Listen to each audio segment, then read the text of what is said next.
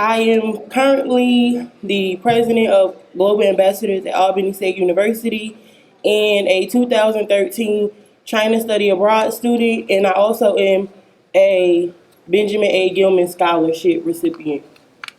And I will be presiding over the occasion today. Good morning, everyone. How are y'all doing today? My name is Jasmine White, and I too became a global ambassador when I traveled to China this past summer. I am a junior business management major in the College of Business here at Albany State University, and I will be helping my China sister Tahari Hart Sanders preside in today's occasion. To begin, we're going to ask Dr. McLaughlin, the director of the ASU Library, to begin the presentation of the flags. With Kingsley Osakwe, Mr. International Albany State University, Elise Calhoun, the Global Ambassador's Vice President, along with Shamsi Meadows, International Student of Bahamas. Good morning, everyone, and welcome to the third day of the International Education Week. We will begin by introducing the international countries that is represented at Albany State University.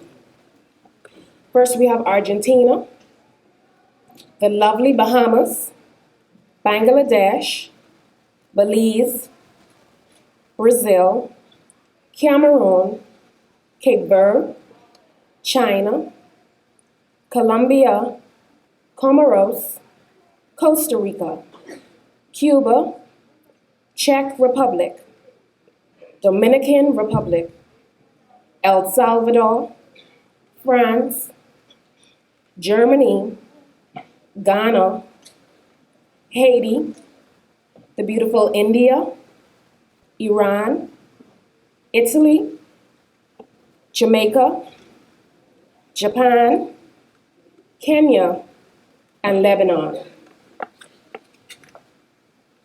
How's everybody doing today? Continuing, we have Liberia, Malaysia, Moldova, the indestructible Nigeria, Pakistan, Philippines, Puerto Rico, Russia, Senegal, Sierra Leone, Singapore, South Africa, South Korea, Spain, Saint Kitts and Nevis, Sudan, Taiwan, the Netherlands, Trinidad and Tobago, Turkey, Uganda, United Kingdom, and the United States of America, Zambia, the beautiful Virgin Islands, and finally, Zimbabwe. Thank you. Next, we will have opening remarks on international education by Dr. Beverly Edmonds, the Provost and Vice President of Academic Affairs. Good morning. First of all, let me just say how pleased and excited I am to be here this morning and how impressed I am at the listing of international representation at this great institution. Many of you may know I have only been here about 90 days and I'm still getting my arms around some of our priorities. But one of the things that I came here with a strong commitment to, and I have a continued commitment to, is the focus of internationalization. So as we move forward this academic year, as we begin to plan for future academic years, you can expect to see an increasing focus on our internationalization efforts and what we're doing here. It is important. It's important because in a global world that such as the one that we live in, and the fact that we are preparing our students to work and live in an international world, in a global society, we have an obligation in our educational experiences to ensure that they have the proper exposure. I too was a bit taken aback when my colleague spoke in his native language, and he did make a very, I think, important point. The fact that very few of us were able to understand another language is an indication of the the amount of things that we need to do, or the extent of to which we need to focus on broadening our horizons. And I appreciate that poignant example. I want to welcome you on behalf of our president, Dr. Everett Freeman, the university administrators, the faculty, the staff, and the students. We welcome this celebration of International Education Week. International Education Week is an opportunity to celebrate the benefits of international education and exchange worldwide. First declared by the United States Departments of State and Education in 2000, International Education Week encourages policies and programs that prepare Americans for a global environment and attract future leaders from abroad to study, learn, and exchange experiences in the United States. It offers a comprehensive approach to education that intentionally prepares students to be active and engaged participants in an interconnected world. It is an opportunity for the development of citizens of the world in accordance to culture, language, and social cohesion. It helps to build a sense of identity and cultural awareness, of recognition and development of universal human values, discovery, and enjoyment of learning, as is provided to students with skills and knowledge that can be applied broadly. It focuses on the development of global thinking when responding to local situations, encouraging diversity and flexibility in teaching pedagogies. International education includes knowledge of other world regions and cultures, knowledge of international and global issues, skills in working effectively in global or cross-cultural environments, and using information from different sources around the world, the ability to communicate in multiple languages, and dispositions towards respect and concern for other cultures and people. Albany State University recognizes and embraces international education and celebrates this week of activities. International Education Week also aligns very nicely with one of Albany State University and the University System of Georgia's strategic plan objectives. And so again, you will be seeing an increased emphasis on internationalization as we move forward. I thank you for your attendance this morning. Now we're going to have a couple of brief remarks on the housing and residence life here at Albany State University with the committee chair, William Wright, and politics guard, Shamsi Meadows. On behalf of Dr. Larry Wakefield, Dr. Barbara Bryan, and Mrs. Tanisha Porter, who bring you greetings on behalf of the Department of Housing and Residency. Good morning once again. This year, the residence halls have decided to participate, and we are so delighted to be a part of International Education Week. The halls have selected several countries, which range from Hall 1, China, Hall 2, Jamaica, Hall 3, Bahamas, Hall 4, Australia, Hall 5, Liberia, Hall 6, Germany, North Hall, Greece, South Hall, Iran, East Hall, Trinidad and Tobago. This competition has evolved over the years to become one of the highlights of International Education Week. Each hall is charged with decorating their bulletin boards and lobbies to display facts about the countries they've selected. The facts should reflect the history of the country as well as the culture of the country selected.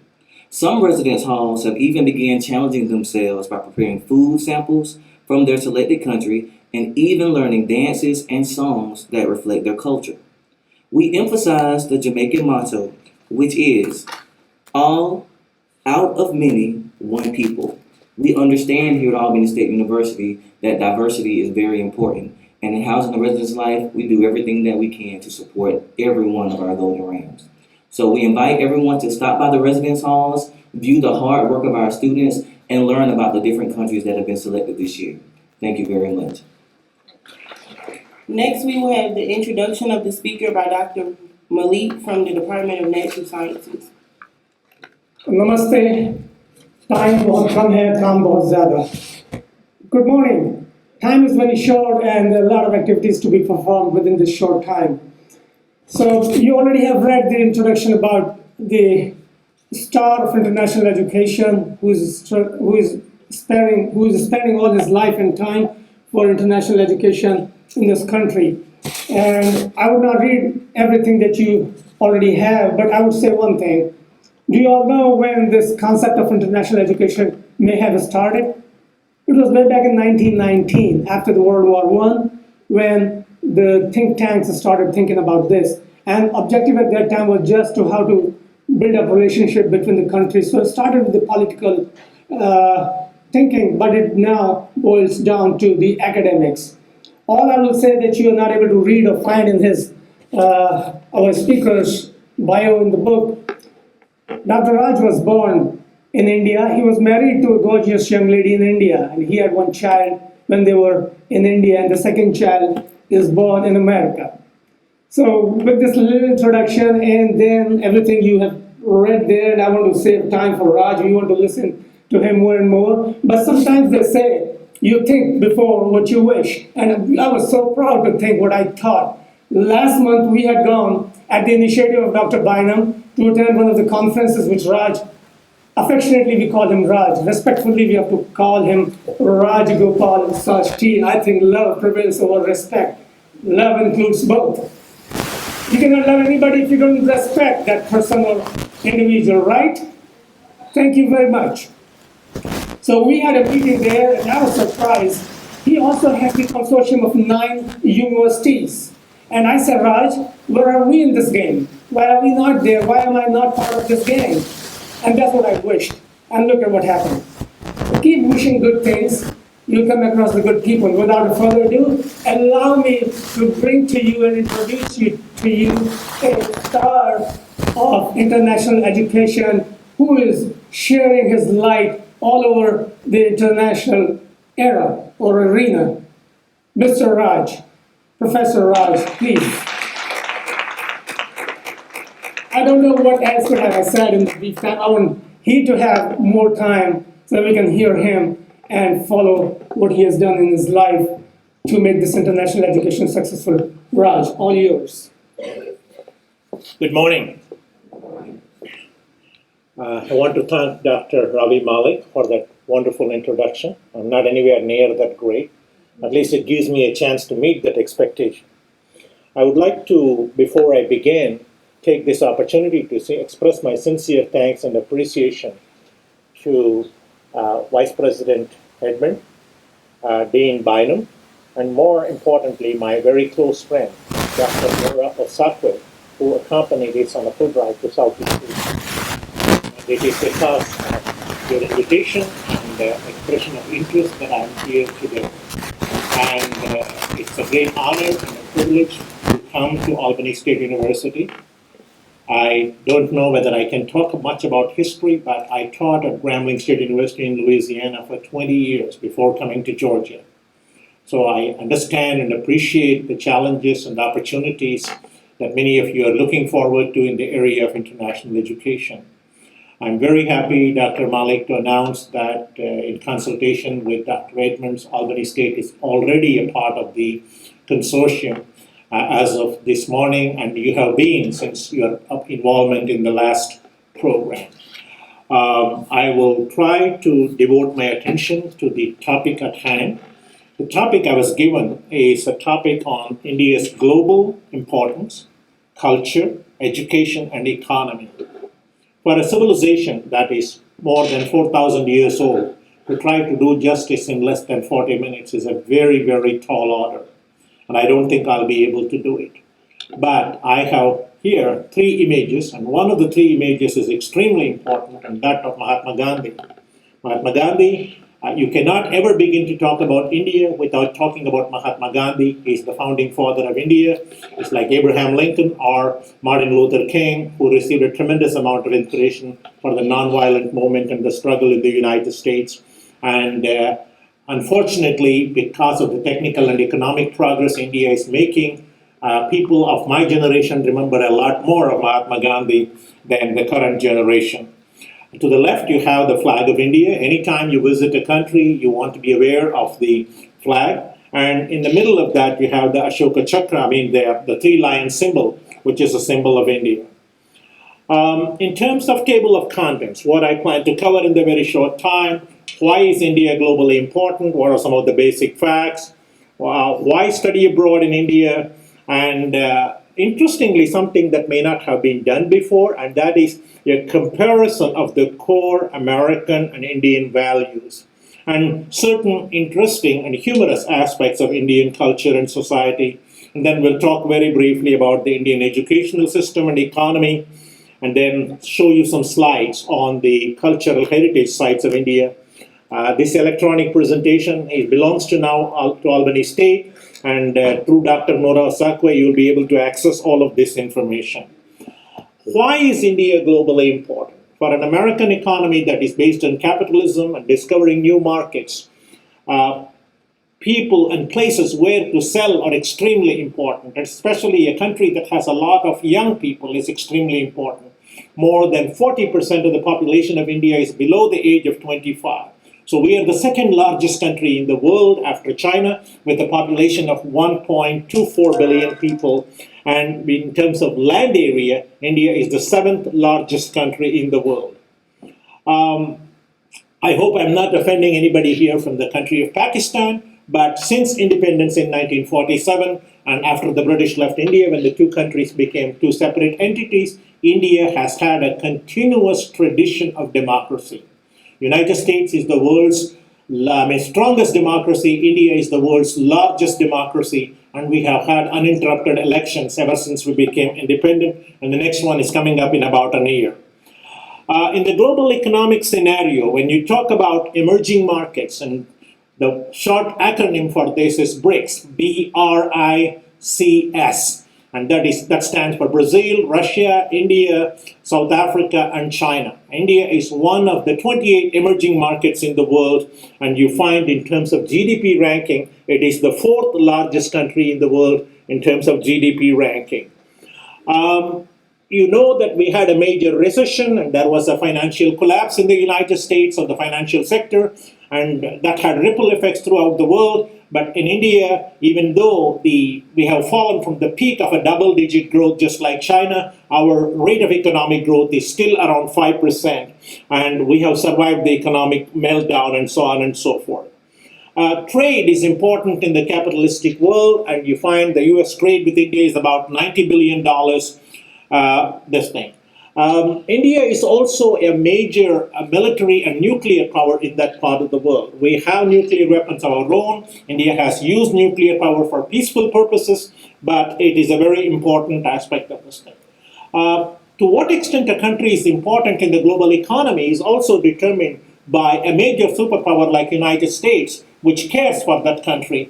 All three presidents of the United States, including George Bush, and also Bill Clinton and Barack Obama, have visited India, and to underscore the country's vital U.S. strategic interests in the Asia-Pacific region and across the globe. If I may put it politically, we are the counterbalance for United States against China in that part of Asia. India and US share a common interest in promoting global security, stability, economic prosperity through trade, investment, and connectivity, so on and so forth. As you know, for those of you who are not familiar, especially with the students, the language spoken by the most people in the world is not English, it is Mandarin Chinese.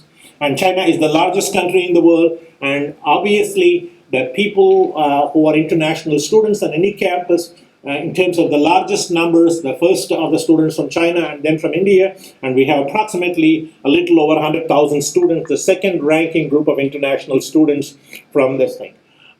We also need to know to what extent India is relevant to the state of Georgia.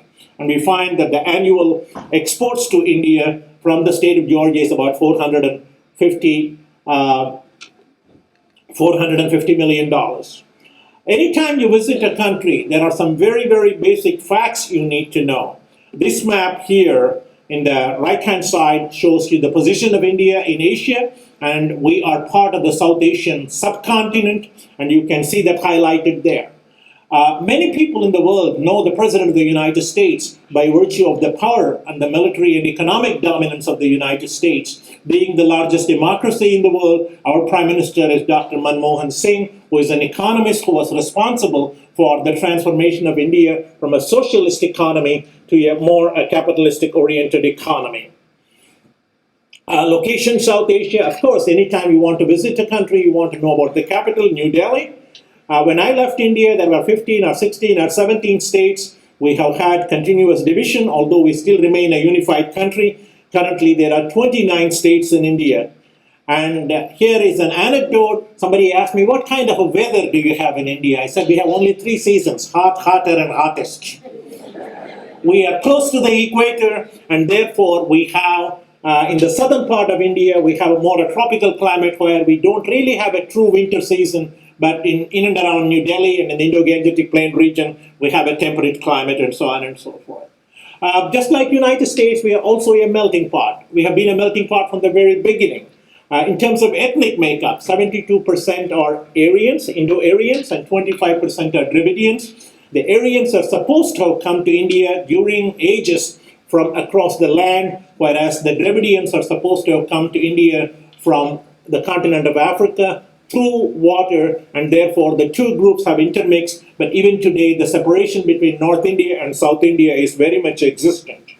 Anytime you want to go to a country, interestingly, sometimes ignorance is not a bliss, but people ask me, Raj, what kind of church do you go to?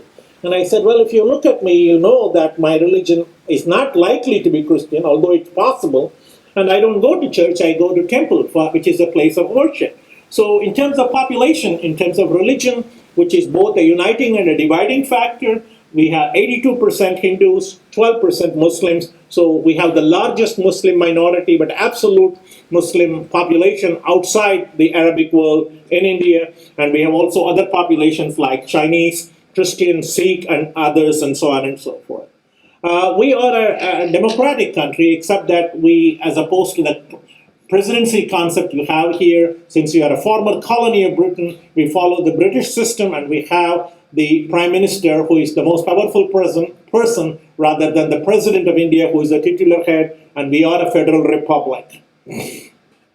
Why should students want to study abroad?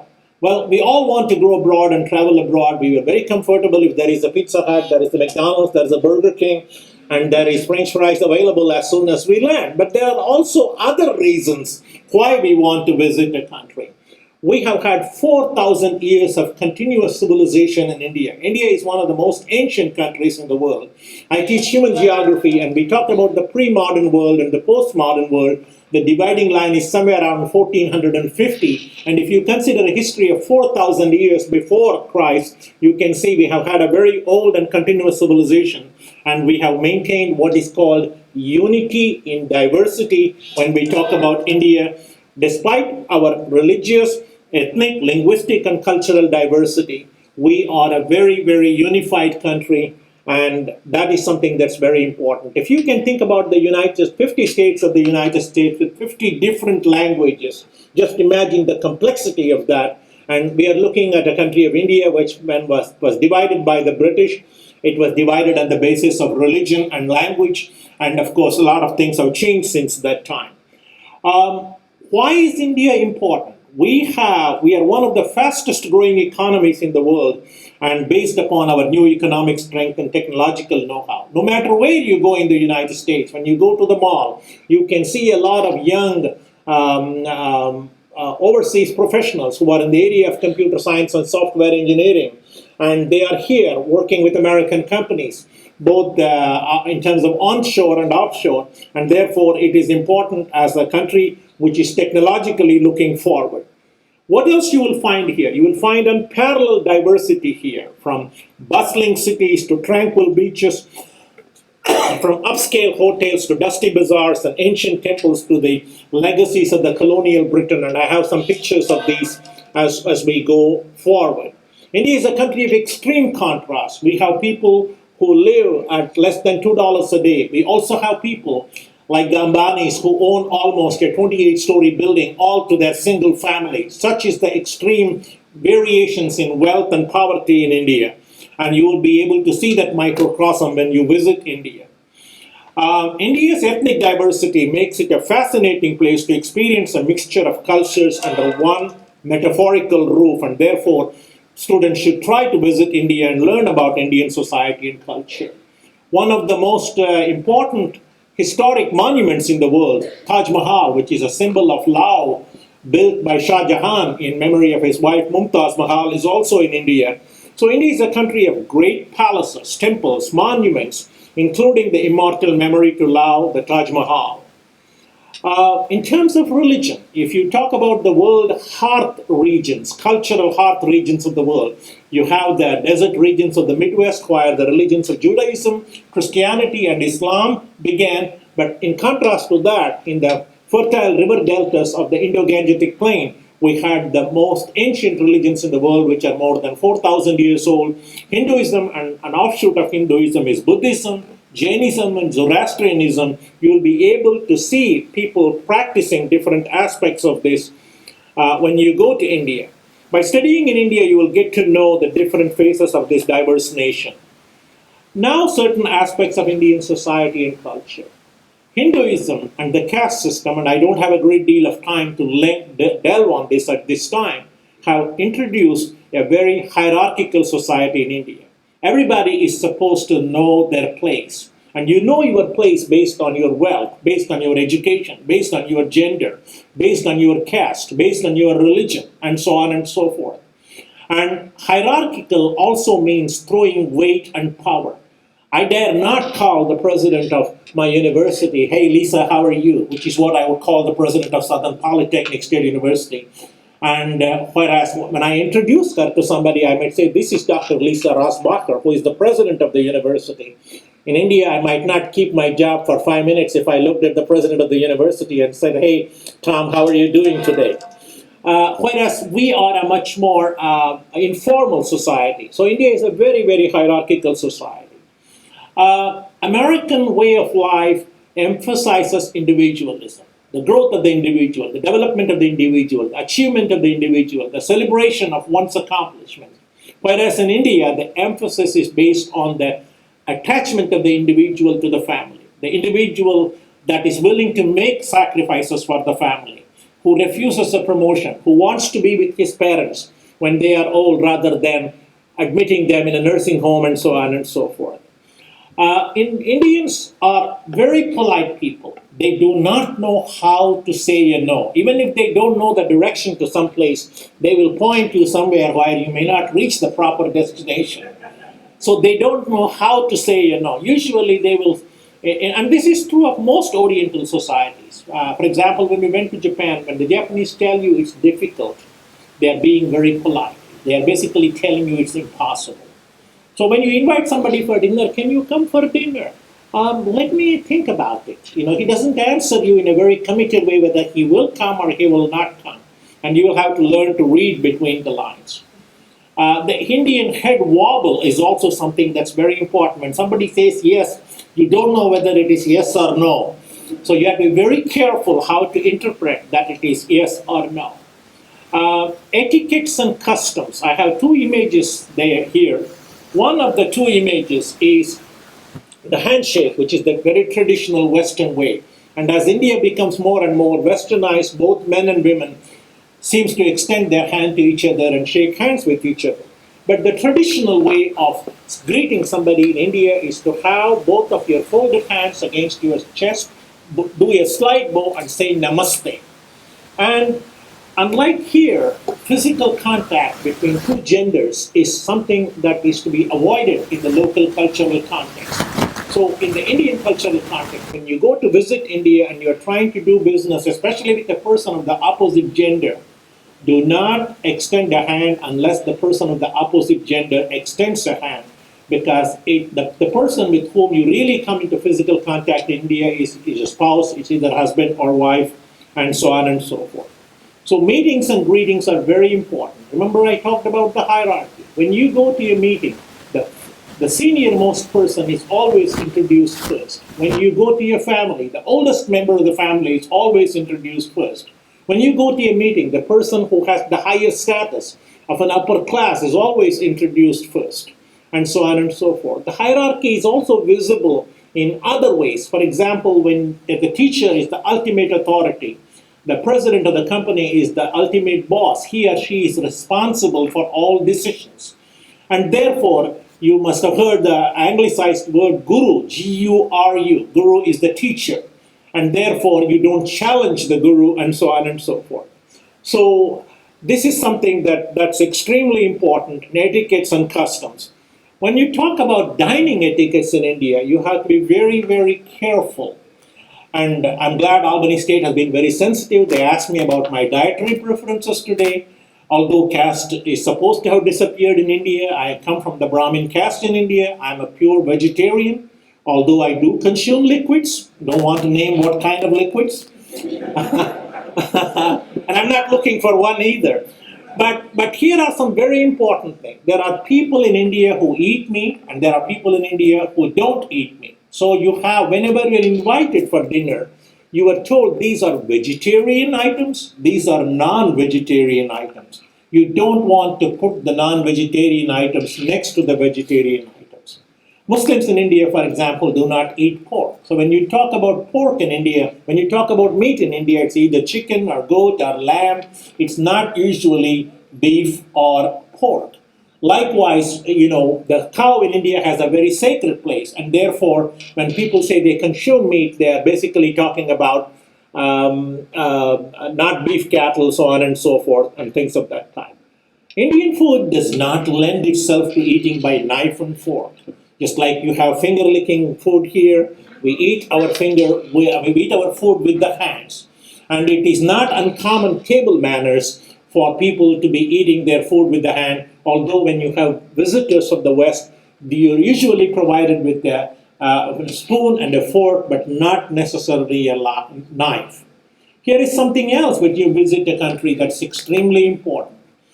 Water is used for toilet purposes in India, and the left hand is used for toilet purposes in India. And therefore, when you are eating in a group, you don't take anything with your left hand and put it in your mouth, because euphemistically, that is the wrong part of the body to be using. And likewise, when you're presenting a gift to somebody, you hold it with both hands and give it to them. You don't try to give it with the left hand. Just like we say in the United States, it's a left-handed approach, and so on and so forth.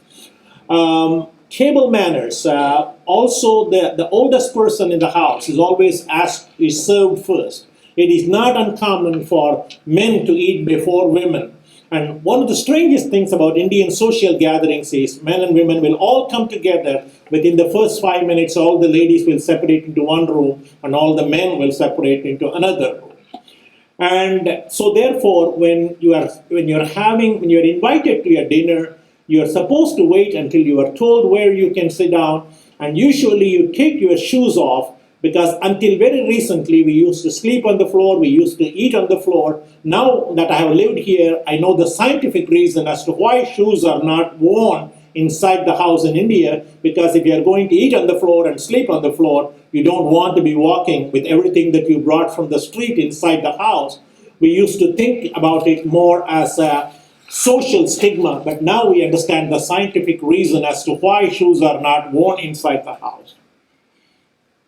Dress for women and men in India are very conservative. We are not as conservative as the Islamic societies, but you try to cover everything from the neck down. And what you are seeing here are the North Indian and South Indian dresses. For men, it is what Dr. Malik is wearing today. It is the kurta on top, and it's called, kurta and pajama, which is the loose pants at the bottom. For ladies, it is the salwar and the kameez, which is what you see on the right.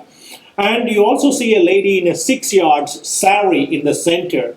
And the sari is nothing but a piece of cloth which is 6 yards, which is wrapped around, and of course you have a petticoat inside. Dress models are part of culture, and therefore dress us very, very much in India. And here you can see that women dress in traditional ways in India. They do cover the head, especially in North India. And here the man, what you are seeing is wearing a dhoti at the bottom, which is a piece of loincloth, which Mahatma Gandhi used to wear. And also you have the Congress cap, the white cap at the top. He has become slightly modernized. You can see the shirt on the top. Relationships and communications are extremely important in India. I want to talk about low context and high context societies and cultures. Ours is a low context society. When we want to convey a message, it is direct, it is straightforward, it is not wrapped around. We have a beginning time, we have an ending time, and everything is done perfectly. Whereas in India, when you talk about relationship, you have to be extremely careful. When you go into a meeting, you always shake hands first with the oldest person. Remember the word I talked about hierarchy. When you are introduced to the person, you always extend your greetings to the president of the company first. You don't call the president by name Tom or Jim or Jill and so on and so forth. Gender relationships are extremely important. If me and another lady are found in a restaurant after 8 o'clock in the evening having dinner together and we are not married to each other, it's extremely common in the United States. We are supposedly talking about business. But in India, if you are found with another lady after 9 o'clock in the night in a restaurant, you have a completely different motive, and unless she happens to be your wife and he happens to be your husband, you are not likely to be seen in such company. When you are engaged in official meetings in India, you do maintain an eye contact, but you do not maintain an extended eye contact, especially with a person of opposite gender. And if you are a man, that person happens to be a lady, because such extended eye contact may imply an intention to flirt with that person. So the cultural context is altogether different. We are a society that values titles and so on and so forth, and business cards are important. What I want to do here is to talk about, so that if you are visiting India, values are a part of culture. And therefore, what I have put here is a slide that compares American core values with Indian core values. Now, remember, we said in our society, the family comes first and the individual comes later. And here, the individual comes first, and the individual role is cherished. And therefore, your society worships individualism, our society worships groupism and collectivism. When somebody makes a decision in the United States to accept a promotion, to move from one city to another city, the decisions are based on individual needs. There, I'm very concerned whether what will I do with my unmarried sister, or what will I do with my father and mother who are old, and how will they live if I move away from that city, and so on and so forth. So the decisions, Indians have a tendency to forsake and sacrifice what they want to do in the light of the family, and so on and so forth. You have what is called a nuclear family here in the United States, husband and wife. When you say family, husband and wife and children. Whereas we have what is called a joint or extended family, although due to modernization, all of that is disappearing. You have uncles and aunts and cousins and nieces and nephews all living under the same roof, using the same kitchen, so on and so forth. Until I came to the United States, my father and mother were living with me, my brother and his wife were living in the same house, and so were our children living in the same house, although we have separate bedrooms and so on and so forth. American relationships, we need a business card, for example, to know somebody's name, email address, and phone number. Our relationships are relatively short, whereas relationships in the Oriental culture, also in India, are based on developing trust and long-term relationships. Americans love growth and change. Americans are the most risk-taking people in the world, whereas Indians love stability. Well, if there is a change, I don't know what change will bring. I don't know whether I will lose that job after 2 or 3 years. I don't know if I will make that investment and I will lose my shirt in the process. So Indians love stability. Americans love mobility and change. From the very beginning, American children are taught to be self-reliant. You are a nerd if you are living with your parents after you are 15. And if you are at college, if you are you're still a nerd if you are living with your parents. You immediately move into a separate apartment by yourself. Children and newspapers are gone because of the electronic media, but you are taught to throw newspapers and earn an allowance for yourself. You are allowed to mow the lawn, and you are supposed to help the neighbors and make some money, and so on and so forth. So self-reliance is taught from a very young age in the United States, whereas in Indian society, we still depend upon our parents, mothers, uncles, and aunts. If I have to make a decision, instead of me making the decision or asking my wife, I will consult my father, who still happens to be the senior most person in the house, even though he may not have the same level of education or income that I have. So respect for elders is a very, very important aspect of society. We are more informal, and Indians are much more formal. Very rarely we will call somebody like with a first name and so on and so forth, and that's something. Americans are very practical. Indians are very efficient. If something can be fixed, we are never interested in buying something new. If a car can run until it won't run anymore, we won't change that car. Whereas here, everything can be changed, including husband and wife, every 3 or 4 years if you don't like it. I hope you're not offended when I say that. We want to control nature, whereas there we want to live in harmony with nature. Maybe part of our problem is we don't have a lot of money and we don't have a lot of technology, and therefore we want to live in harmony with nature rather than control nature. Time in the United States is very rigid. If Raj is told to speak for 20 minutes, if he continues beyond 20 minutes, people will get up and leave. They don't really care what Raj thinks about it, as I see happening here. Whereas time is very fluid in India. Part of the problem is we are very overcrowded, therefore getting from point A to point B. So we have a joke in India called what is called an Indian Standard Time. Something that's supposed to begin at 9 always begins only at 10. People kind of dribble in, and walk out, and so on and so forth. Here I want to share an anecdote with you. I was taking a group of American professors staying in a fancy hotel in India, had a toothache, and I went to a dentist. And I said, you really need to work very quickly on me. I need to get back to the hotel. He said, slow down, slow down. I said, what's the problem? He said, you tell me who is waiting on whom. If they are waiting on you, they will wait whatever time it takes. But if you want to tell me you are waiting on them, I'll get you wrapped up real quick and you can go back to the hotel. And therefore, you find time has a totally different meaning. Remember in Latin America, they say, it will happen tomorrow if it doesn't happen today. So our idea of time is quite different from yours. Things like marriage, whether you're married, whether you're single, what's your salary, where do you live, are you gay, are you lesbian? All of these things are considered very private here. In India, these things are private. When you get into a train, as soon as you sit the person across from you, you want to find out whether he's married or single, how many children he has, how much money he makes, what kind of a house he lives in, and so on and so forth. So the concept of private, everybody having their own bedroom, here you don't get to anybody more than within 3 feet. Such luxury is not there. I grew up in a house with 11 children. We had 3 rooms. You can call it a bedroom, living room, whatever you want to call it. That's everything you have, Americans are much more goal-oriented. Indians are much more people-oriented. And so on and so forth. So these are the differences. And if you ever go to India and study abroad, you might want to remember, because the more culturally sensitive you are, the more you are likely to be successful. I can go on and on about the educational system, but the most important thing about the educational system is the Indian educational system, especially the private ones, are very, very competitive. And we have about 179 million this thing.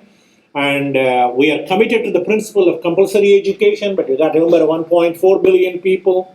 It's difficult to talk about those things. And I think in the interest of time, I will wrap up a few other things here. Asia's 3rd largest economy. By the year 2050, we expect that 900 million people in India to have cell phones. If that is not being what is connected, I don't know what else is being connected. GDP per capita, at the time of independence, our GDP per capita was $600 roughly. Today it's $3,750. We are not anywhere near the United States with $43,000. We have still a rapid growth and so on and so forth. We are the 19th largest exporter. Public debt is 68% of the GDP and so on and so forth. We have experienced a rapid growth both in the manufacturing sector and also in the service sector of the economy. Here are two graphs that show you what it was pre-independence of what it is now today. We used to be roughly 58% in agriculture, 10% in manufacturing, and 30% in the service sector. Today, only 17% of our economy is agriculture. Both the service sector and also especially the computer and information technology contributes very significantly. Here, something that is 15 years old, 20 years old is antique. We have things in India that were built in the 7th century, that were built 4,000 years ago. And here are some of the cultural heritage sites of India. And once again, thank you very much for your time.